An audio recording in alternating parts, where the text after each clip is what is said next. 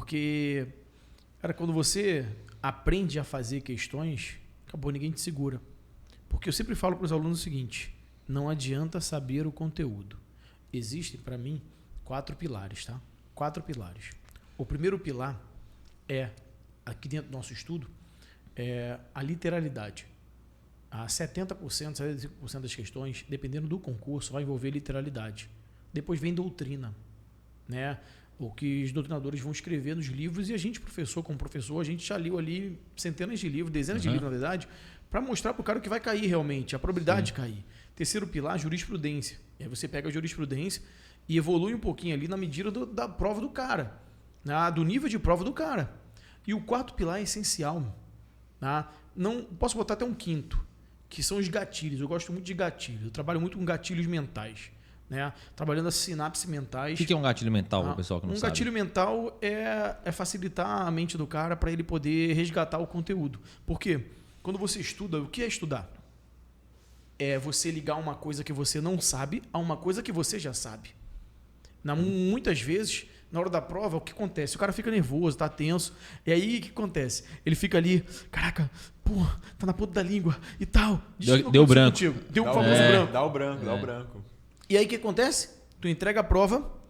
Porque você fala assim, não vou conseguir mais. Quando você sai, entregou a prova. Caraca, lembrei. É ou não é? Professor, devolve aí. É. Aí não dá. Sim, por quê? Porque você não engatilhou o conteúdo. Quando você cria os gatilhos mentais, quando você engatilha o conteúdo ali, ou através de uma associação, porque a mente trabalha com associação. Através de uma associação, através de repetição, você engatilha o conteúdo e aí acabou. Na hora da prova você vai apertar o gatilho mental ali, você vai trazer à tona aquele conteúdo. Inclusive tem até técnicas de relacionamento interpessoal que são baseadas nisso. Tipo, a pessoa fala, se você tem dificuldade para, por exemplo, lembrar o nome de alguém, quando você se apresentar para a pessoa e ela te falar o nome dela, associa ela ao nome de uma pessoa que você conhece que tem o mesmo nome. Por exemplo, se chama Fábio. Se eu tiver um primo que chama Fábio, você fala assim, meu nome é Fábio. Eu vou tentar lembrar do meu primo. E aí, sempre que eu esquecer do seu nome, automaticamente minha cabeça vai associar o meu primo. E eu sei o nome do meu primo, porque eu vejo ele todo direto, entendeu? Então, a associação é de fato muito utilizado em várias áreas. São vários gatilhos. Por exemplo, nos primeiros 30 segundos, você tem que falar o nome da pessoa 3 vezes. Acabou, você memorizou. Então, pô, Gui. Não esquece mais. Acabou, não esquece mais. Depois tu não vai esquecer mais o nome do cara. Se você tem dificuldade para gravar nomes, nos primeiros 30 segundos, vai um toque aqui, ó, fora concurso, né? Relacionamento interpessoal aí. Então, apertou a mão, pô, prazer, Gui. Então, Gui, pô, como é que... Não, o quê? Mas então, Gui, sabe? E você já fixou. Legal. Então, só para fechar aqui, ó, olha os pilares. Mas peraí, jurisprudência ficou difícil, porque foi muito no direito ali, num contexto geral. Pelo menos explica, jurisprudência como assim num contexto geral? Jurisprudência são decisões dos tribunais. Dependendo da matéria que o cara for fazer, se cai a parte de direito ou alguma legislação específica. Muitas vezes aquela legislação específica tem alguma jurisprudência, ou seja, decisão de um tribunal específico. Principalmente no que tange ao Supremo, que é o guardião da Constituição. Então ele traz algumas jurisprudências, algumas decisões. Às vezes você cai em prova. Uma decisão sobre aquela lei em si. Sobre aquele pedaço ali, sim, aquela lei. Ou que é o detalhe, no fim da conta. Né? Sim. E o quinto pilar foi o gatilho que eu falei com vocês. Então, assim, isso para memorização e para associação dentro do estudo, o cara lembrar na hora da prova é essencial. Se o cara fizer esse beabá, se ele seguir, ele vai ter um desempenho legal. Fazer o básico bem feito. Né? É o básico bem feito. Esse daí é o que todo mundo tem que partir. Mas, professor Fábio, uma pergunta que eu mais recebo no nosso direct lá no Instagram, e principalmente na caixinha de pergunta, é o quê? Eu não sei nem por onde começar. O cara quer fazer um concurso público, qualquer concurso, tô perdidão, na real. Eu não estudo há 10 anos, me formei na faculdade faz 10 anos, quero mudar de vida, quero fazer um concurso público, quero entrar para a Marinha, quero entrar para o Exército, quero entrar para a Aeronáutica, quero entrar para o concurso público. Bom. Mas eu não sei nem para onde começar. O que eu faço? Quais os melhores primeiros passos, né? Os primeiros passos do concurseiro. Eu gosto muito dessa. Essa aí eu recebo direto também. Tá? Por quê? Por que eu gosto dessa aí? Porque primeiro, cara, para você começar alguma coisa, você tem que entender o que você quer. O que você é, onde você tá, o que eu tô fazendo aqui. Caraca, tem gente que vai estudar, ele passa, olha, vê o salário e caraca, o salário, ele não sabe nem o que tá fazendo. Ele, não, calma aí, vou receber 10 mil, é isso. E aí ele começa a estudar e não sabe nem qual matéria ele vai estudar. Então, eu sempre falo o seguinte, o primeiro passo é você se entender, é você se conhecer. Sabe o que está acontecendo? Eu tive um mentorado, um mentorado meu, que fazia parte da minha mentoria. Ele passou em 7º colocado para a Polícia Federal, estava lá na formatura, e passou em 3º colocado para PRF. Caraca. Assim, tudo mesmo, porque o concurso 2018 foi PF, logo depois PRF. Eu não sei se foi o intervalo de 15 dias ou 30 dias da prova, Sim, foi mais ou menos isso. Primeiro veio a PF, logo depois veio a PRF. E aí, né, por que eu tô falando isso? Ele tinha uma dificuldade tremenda. O cara era de Caxias, cara. Pô, pegava trem, o caraca, e conseguiu. E olha que interessante. Ele passou PF, ele falou, cara, não, Fábio, eu vou continuar, cara, eu vou fazer PRF agora, então eu vou estudar, já que eu tenho outras matérias, vou estudar pelo menos trânsito aqui, né, que era a diferença, e vou fazer esse concurso. Vai que, pô, de repente eu não consigo lá, a PF, eu não passo lá no teste físico, acontece alguma coisa e tal. Eu falei, calma, não vai acontecer nada não, mas tudo bem, faz aí. Ele, não, vou garantir, vou fazer também. Custa nada. Ou seja, eu não me lembro se foi um intervalo de 15 a 30 dias. Por que eu tô falando isso? Muitas vezes a gente encontra aí, por aí, a galera falando assim, ó, passei no concurso em 15 dias. Passei no concurso em 30 dias. Não conta a história toda. Tá? Não conta a história toda. Pô, cara, não dá. O edital, cada dia que passa, o edital fica maior.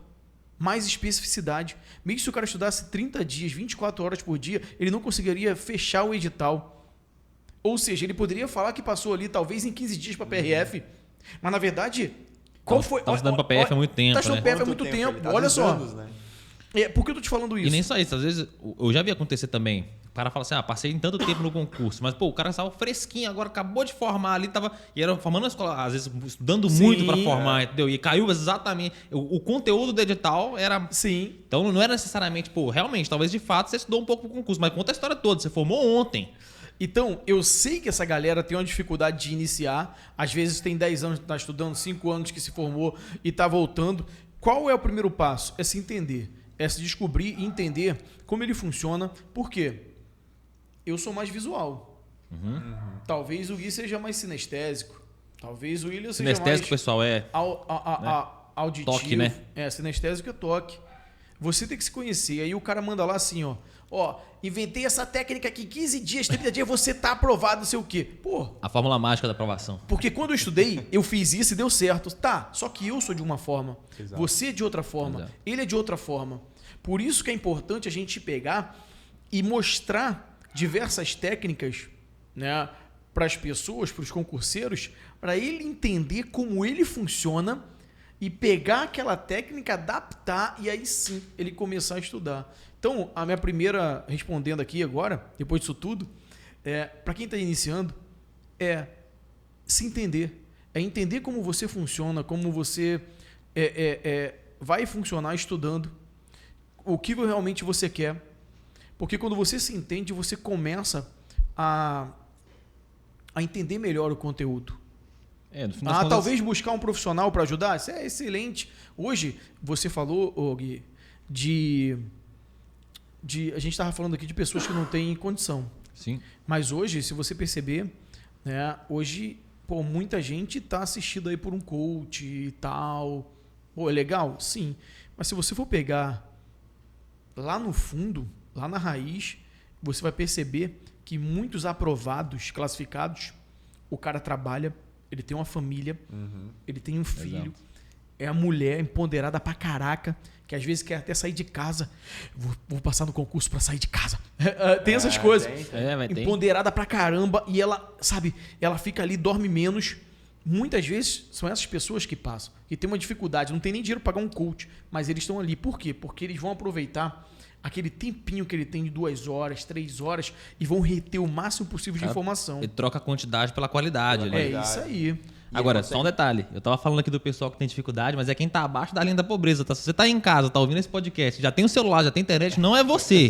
Se você não tá estudando, é só desculpa, tá? Não, olha só. Eu vou te falar, até essa galera aí, dificilmente hoje você não tem uma internet em algum lugar, um celular, mínimo que seja ali. Por isso que eu falo que o concurso é democrático. Então o cara consegue sim. Então não adianta ele falar que hoje... Eu vi a minha dificuldade que eu tive. Ele falar, pô, não consigo ter acesso. Consegue, cara.